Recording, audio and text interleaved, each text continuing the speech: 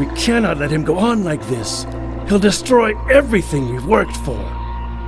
Whether this man is a sinner or not, I don't know.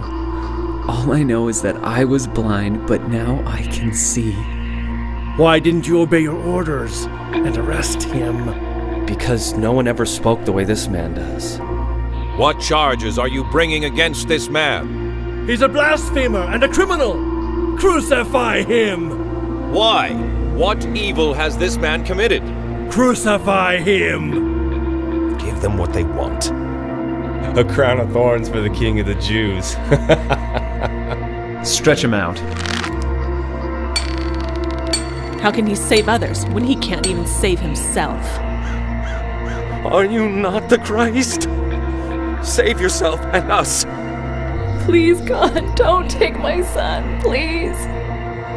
He's dead. Get him down. Let me take the body. Please, he needs a proper burial.